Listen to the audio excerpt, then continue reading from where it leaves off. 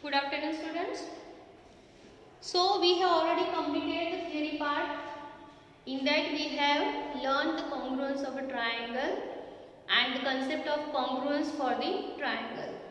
So on the basis of that, now we will solve the exercise 7.1. See the first question, fill in the blanks, or you can say complete the following statement. First statement, two line segments are congruous if. Congruence means what? In all aspects, two objects are similar to each other.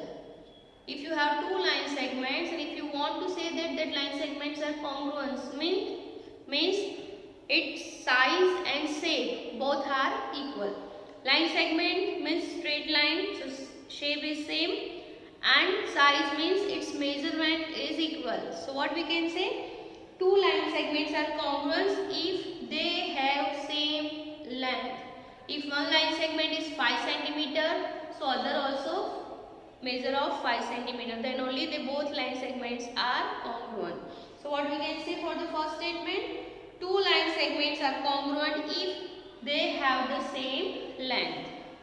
Second, among two congruent angles, one has a measure of 70 degree. The measure of the other angle is, of course, the measure of the other angle is 70 degree. As we know that congruence means same measure.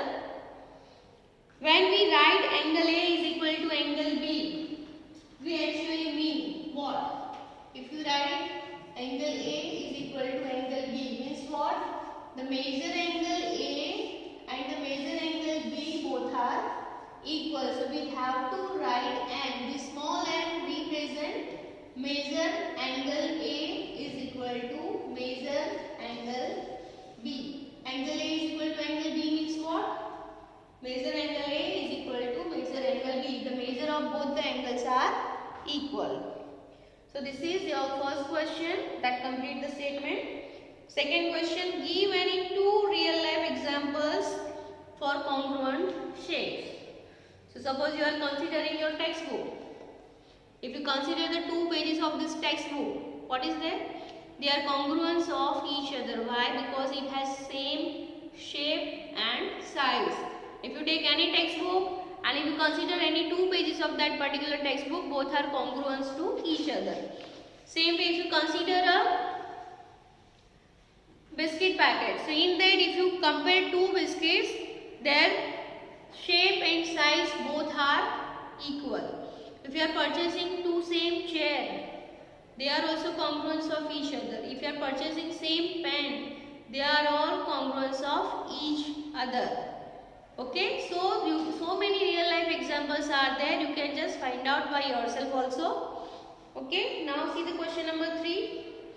If triangle ABC congruous to triangle FED, under the correspondence ABC corresponding to FED, write all the corresponding congruence part of the triangle. Let's see how to solve this question. What is given? Question number 3. Triangle ABC is congruous to triangle FED. And correspondence given, that is ABC. This is the symbol of correspondence, FED. So what we can say? This vertex A corresponds to F, B corresponds to E, and C corresponds to D. Also angles. So what we can say?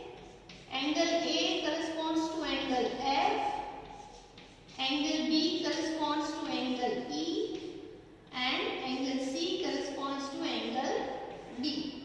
This is for angles. Now for sides. So what we can say? AB corresponds to FE. First two letters, here first two letters. Then second and third, BC, second and third, EF, ED. Then first and last, or you can say last and first. So CA corresponds to DF. So this is correspondence for angles and this is the corresponding part for sides. So this is whenever you are given triangle ABC congruous to triangle FED, these are the parts each other angles and sides. So this is the answer of your question number 3. Move on to the next question. If triangle DEF congruent to triangle BCA, write the parts of triangle BCA that corresponds to. Let's see how to solve this question. Question number 4.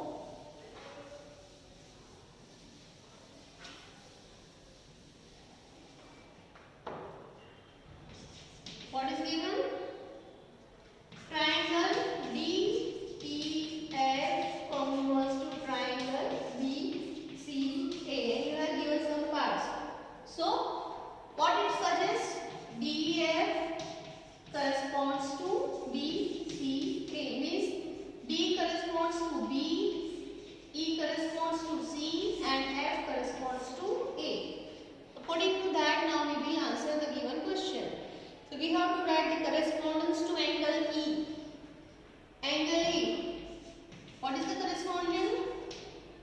Angle E is in middle. Here in middle it is C. So what we can write? Angle C. Next is line segment EF. EF second and third. CA second and third link. So this is corresponds to CA. Angle F. Angle F corresponds to which angle? Angle A, last one. And DF. DF line segments. DF means first and last. Alphabets here first and last, that is BA. Corresponds to BA. So this way we can complete the question number 4. So here your exercise 7.1 is completed. Any query you can ask me whenever there is a group open for the attendance. Thank you.